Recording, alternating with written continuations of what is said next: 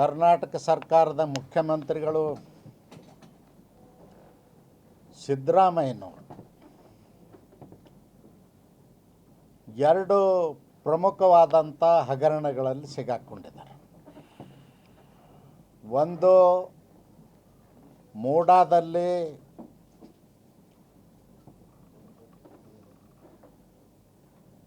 ಅನಧಿಕೃತವಾಗಿ ಕಾನೂನು ಬಾಹಿರವಾಗಿ ಅವರ ಪತ್ನಿ ಹೆಸರಿನಲ್ಲಿ 14 ಸೈಟ್ಗಳನ್ನು ಪಡ್ಕೊಂಡಿರ್ತಕ್ಕಂಥದ್ದು ಮತ್ತು ರಾಜ್ಯದ ಪರಿಶಿಷ್ಟ ಜಾತಿ ಜನಾಂಗಕ್ಕೆ ಸೇರಿದಂಥ ವಾಲ್ಮೀಕಿ ಅಭಿವೃದ್ಧಿ ನಿಗಮದಲ್ಲಿ 187 ಕೋಟಿ ರೂಪಾಯಿ ಹಗಲ ದರೋಡೆಯಲ್ಲಿ ಸಿಗಾಕೊಂಡಿದ್ದಾರೆ. ಮೂಡ ಹಗರಣದಲ್ಲಿ RTI ಕಾರ್ಯಕರ್ತ ಇಬ್ರಾಹಿಂ ಅನ್ನುವರು ಈ ಹಗರಣವನ್ನು ಮಾಹಿತಿ ಹಕ್ಕು ಆಯೋಗದಿಂದ ಪಡೆದು ಕೇಸನ್ನು ದಾಖಲಿಸಿದ್ದಾರೆ. ನನಗೆ ಒಂದು ಆಶ್ಚರ್ಯ ಆಗ್ತದೆ, UPA ಗೌರ್ಮೆಂಟ್ ಇದ್ದಾಗ ಮಾಹಿತಿ ಹಕ್ಕು ಕಾಯ್ದೆಯನ್ನು ಇಡೀ ದೇಶದಲ್ಲಿ ಜಾರಿಗೆ ತಂದಿದ್ದೀವಿ ಅಂಥೇಳಿ ಕಾಂಗ್ರೆಸ್ನವರು ಡಂಗೂರು ಸಾರಿಕೊಂಡು ಓಡಾಡಿದರು. ಅವರೇ ತಂದಂಥ ಕಾಯ್ದೆಗೆ ಅವರೇ ಗೌರವಿಸೋದಿಲ್ಲ. ಇವತ್ತು ಹಗರಣಗಳಲ್ಲಿ ಸಿಗಾಕೊಂಡ ಮೇಲೆ ಆ ಕಾನೂನಿಗೆ ಗೌರವಿಸ್ತಕ್ಕಂಥ ಕನಿಷ್ಠ ಸೌಜನ್ಯತೆಯೂ ಕೂಡ ಕಾಂಗ್ರೆಸ್ ನಾಯಕರಿಗೆ ಇಲ್ಲ.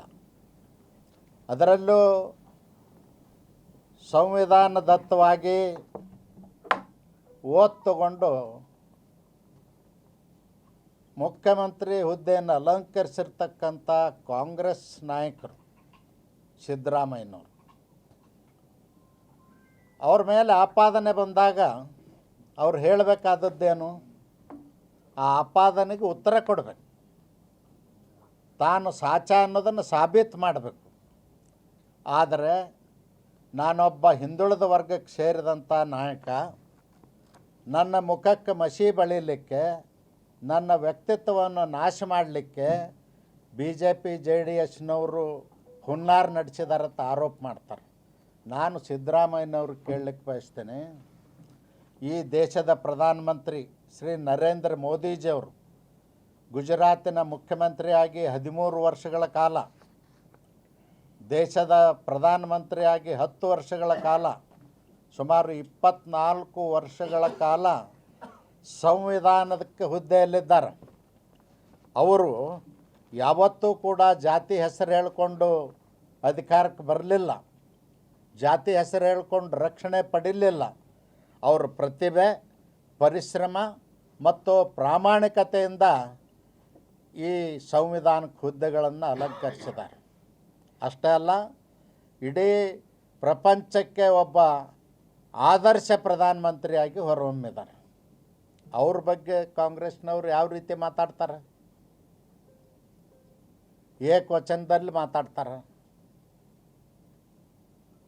ಕನಿಷ್ಠ ಜ್ಞಾನ ಆದರೂ ಬೇಡ, ದೇಶದ ಪ್ರಧಾನಮಂತ್ರಿ ಬಗ್ಗೆ ನಾವು ಯಾವ ಪದಗಳನ್ನ ಬಳಸಬೇಕು ಅನ್ನೋದು ಕನಿಷ್ಠ ಜ್ಞಾನ ಕೂಡ ಇಲ್ಲ.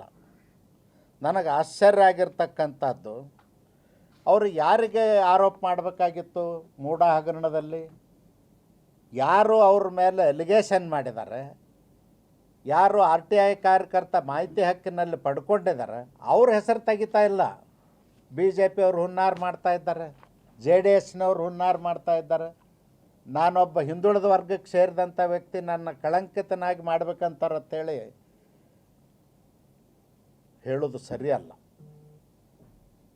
ನೀವು ಆರೋಪ ಮುಕ್ತರಾಗಿ ಹೊರಗೆ ಬರಬೇಕು. ನಮ್ಮ ಮುಂದೆ ಆದರ್ಶಗಳಿದ್ದಾವೆ. ನಮ್ಮ ಮುಂದೆ ಏನು ಆದರ್ಶಗಳಿದ್ದಾವೆ? ಇದೇ ರಾಜ್ಯದಲ್ಲಿ ಹಿಂದೆ ಕಾಂಗ್ರೆಸ್ ಸರ್ಕಾರ ಇದ್ದಾಗ MV ರಾಮರಾವ್ ಅಂತಕ್ಕಂಥವ್ರು ಮೈಸೂರಿನ ತುಮಕೂರಿನವರು ಗೃಹ ಮಂತ್ರಿ ಆಗಿರ್ತಾರೆ. ಗೃಹ ಮಂತ್ರಿ ಆದಾಗ ವಿಧಾನಸಭೆ ಅಧಿವೇಶನದೊಳಗೆ ಚರ್ಚೆಗೆ ಬರ್ತದೆ.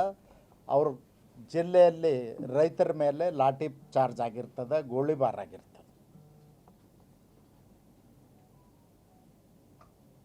ವಿಧಾನಸಭೆ ಒಳಗೆ ಚರ್ಚೆಗೆ ಬಂದಾಗ ಶಾಂತವೇರಿ ಗೋಪಾಲ್ ಗೌಡರು ಇರ್ತಾರೆ ಸ್ಪೀಕರ್ ಸ್ಥಾನದಲ್ಲಿ.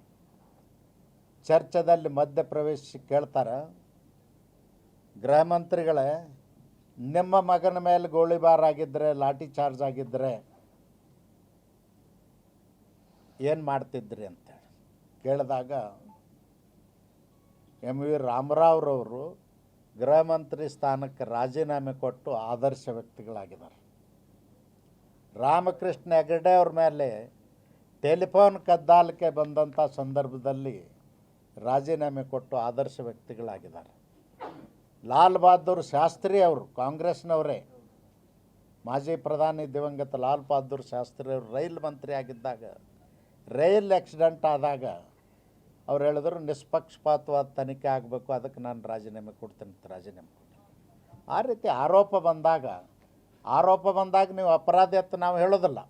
ಆರೋಪ ನೀವು ನಾನು ನಿರಪರಾಧಿ ಅನ್ನೋದನ್ನು ಸಾಬೀತು ಮಾಡ್ತಕ್ಕಂಥ ಜವಾಬ್ದಾರಿ ನಿಮ್ಮ ಮೇಲೆ ಅದು.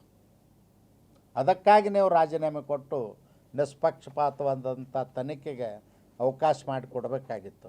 ಅದನ್ನು ಬಿಟ್ಟು ರಾಜ್ಯಪಾಲರು ಸಂವಿಧಾನಕ್ಕೆ ಹುದ್ದೆಯಲ್ಲಿರ್ತಕ್ಕಂಥವ್ರು, ಸಂವಿಧಾನದ ಕಸ್ಟೋಡಿಯನ್ನವರು, ರಾಷ್ಟ್ರಪತಿಗಳ ಪ್ರತಿನಿಧಿಯಾಗಿ ರಾಜ್ಯದಲ್ಲಿ ಕೆಲಸ ಮಾಡ್ತಕ್ಕಂಥವ್ರು, ಅವರು ಸ್ವಾಭಾವಿಕವಾಗಿ ಮುಖ್ಯಮಂತ್ರಿಗಳ ಮೇಲೆ, ಸರ್ಕಾರದ ಮೇಲೆ ಆರೋಪ ಬಂದಾಗ ತನಿಖೆಗೆ ಆದೇಶ ಮಾಡಿದರೆ ಅವ್ರನ್ನ ನೀವು ಯಾವ ರೀತಿ ನಡ್ಕೊಳ್ತೀರಿ, ಯಾವ ರೀತಿ ಗೌರವಿಸ್ತೀರಿ?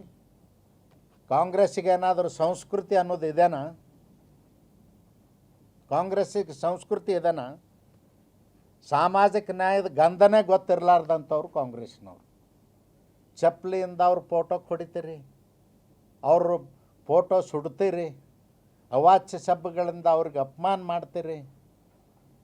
ಇದೇನಾ ನಿಮ್ಮ ಸಂಸ್ಕೃತಿ? ದಲಿತರ ಬಗ್ಗೆ ಒಬ್ಬ ದಲಿತ ವ್ಯಕ್ತಿ ರಾಜ್ಯಪಾಲರ ಹುದ್ದೆಯಲ್ಲಿದ್ದಾರೆ ಅನ್ನೋದು ಗಮನಕ್ಕೂ ಕೂಡ ನಿಮಗಿಲ್ಲೇನು? ನಿಮಗಿರ್ಲಿಕ್ಕೆ ಸಾಧ್ಯವೂ ಇಲ್ಲ. ಯಾಕಂದರೆ ನೀವು ಡಾಕ್ಟರ್ ಬಾಬಾ ಸಾಹೇಬ್ ಅಂಬೇಡ್ಕರ್ಗೆ ಅವಮಾನ ಮಾಡಿದವರು. ನಿಮಗೆ ಅಲ್ಲಿಂದ ಬರಬೇಕು ಸಂಸ್ಕೃತಿ. ಅದಕ್ಕೆ ನಾನು ಈ ಸಂದರ್ಭದೊಳಗೆ ಹೇಳಕ್ಕೆ ಬಯಸ್ತೇನೆ, ಯಾರು ಐವಾನ್ ಡಿಸೋಜಾ ಅಂತಕ್ಕಂಥವ್ರು MLC ಅವರು,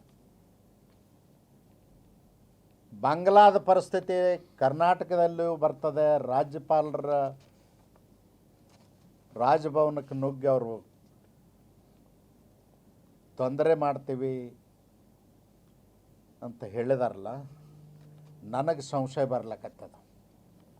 ನನಗೇನು ಸಂಶಯ ಬರ್ಲಿಕ್ಕತ್ತದ ಅಂದ್ರೆ, ಐವಾನ್ ಡಿಸೋಜಾ ಅವ್ರಿಗೆ ಬಹುಶಃ ಪಾಕಿಸ್ತಾನದ ಉಗ್ರಗಾಮಿಗಳ ನಂಟದ ಏನು ಅಂತೇಳಿ.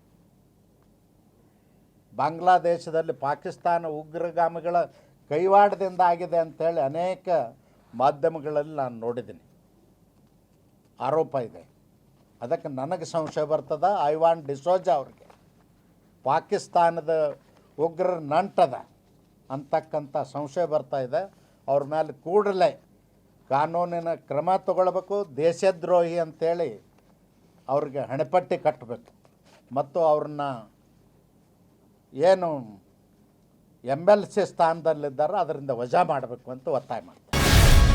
ಗ್ಯಾರಂಟಿ ನ್ಯೂಸ್, ಸುದ್ದಿ ಖಚಿತ, ನ್ಯಾಯ ನಿಶ್ಚಿತ.